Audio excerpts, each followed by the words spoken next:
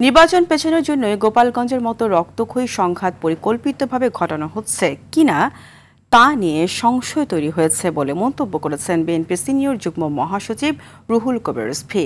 রাজধানীর পান্থপথে জিয়াউর রহমান ফাউন্ডেশনের আয়োজনে ডেঙ্গু ও করোনা ভাইরাস প্রতিরোধে জনসচেতনতামূলক কর্মসূচির উদ্বোধনী অনুষ্ঠানে এমন মন্তব্য করেন তিনি। বিভাজন তৈরি করে নানা চোরাপথে ফেসিবাদের উত্থান ঘটার চেষ্টা চলছে। ফেসিবাদ বিরোধী ঐক্যে বিভক্তির সুযোগ নিয়ে গোপালগঞ্জের আওয়ামী সন্ত্রাসীরা এই হামলা চালিয়েছে বলেও মন্তব্য করেন রিজভী। নির্বাচন নিয়ে নানা ষড়যন্ত্র চলছে জানিয়ে রিজভী যৌক্তিক সময় নির্বাচনের দাবি জানান। কালকে দুঃখজনক ঘটনা ঘটলো এনসিপির প্রোগ্রামে, সেখানে ফ্যাসিবাদের যারা দোসর এই দেশীয় তারা আক্রমণ করার সুযোগ পেল কি করে? সেখানকার স্থানীয় প্রশাসন জানতো আগে থেকে।